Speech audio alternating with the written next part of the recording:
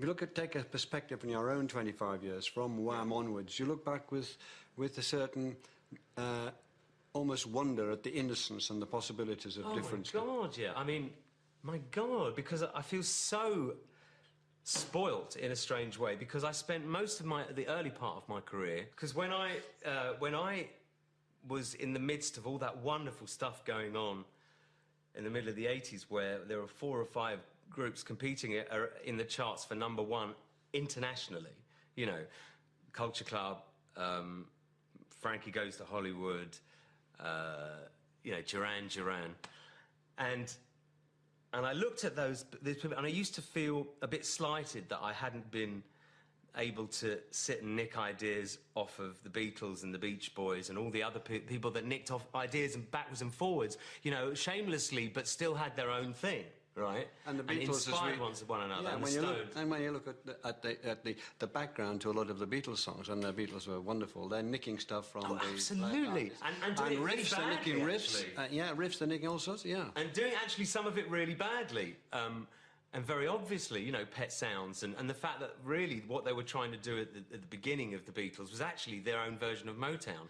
And that's what's interesting. I can't really get anything out of the early Beatles stuff. In reality, I love the later Beatles stuff, because I think what they were doing in terms of, you know, intellectually and in terms of the imagination, and the fact that they were using drugs, and the fact that people hadn't mixed different cultures. The way they mixed cultures towards the end was wonderful.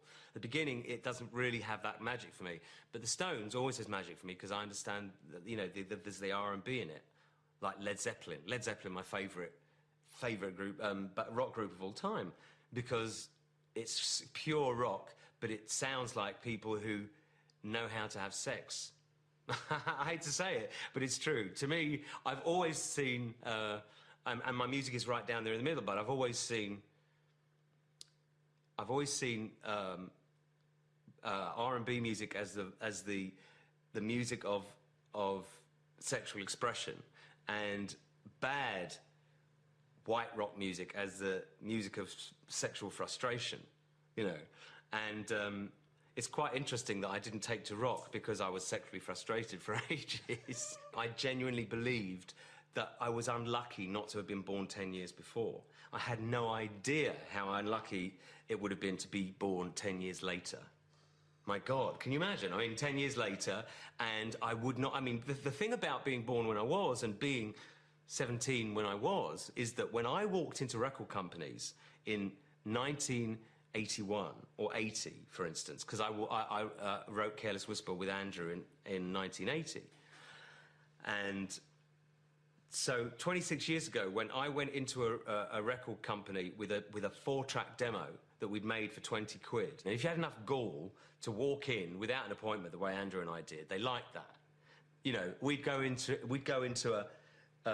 Chrysalis and tell the receptionist that she'd screwed up and that we had an appointment, and we really get pissed off about it. You know, I can't believe it. And if you had that kind of cheek, they let you in. The record companies know what they're looking for because they've focus grouped it, and they've demographed it as sort of out of the hands of the artists, and they're looking for somebody to fix predetermined slots. And they've got used to the idea that one thing that's very sure about independent radio in this country is that it will only move in very small increments. I think I'm an incredibly lucky man, because a combination of my ability and my sexuality means that I have a freedom which is afforded to very few people, you know. And, you know, I've always believed that I could have my ego's desires and the kind of control I wanted over my life because I was so insecure. I'm enjoying my life, and even though there's a picture that is being painted out there, I'd be much more unhappy if it was a reality than if they were lying about it. I can deal with them lying about it, and I intend to deal with them lying about it when the tour's done. But I'd be in much worse shape if it was true. You know, if the way they were writing about me is true. I'd be in much worse shape if I felt one iota of the envy that's pointed at me every day. It's a good time to be able to to, I suppose, a good time to be able to centre on music again, because they've tried to make my life about anything but music for the past 2 years. Yeah, that'll be exciting, won't it? Yeah, it will be. And, and it all makes towards the rich tapestry of my memoirs, doesn't it? This will just, like every other blip, it will be seen as this period, and there's always something in my life that will make people forget about the last scandal. This stuff keeps me sane and happy. I could write without it if I was sane and happy. But actually, the thing I would actually say about it is I think it's very good for creative people, but it is a terrible, terrible drug in terms of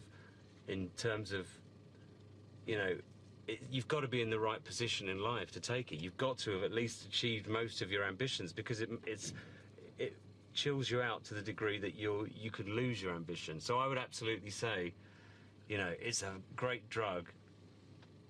I mean, obviously not very healthy, but if you're gonna take any kind of drug, this is the only kind of drug that I've ever thought was worth taking, and you have to wait.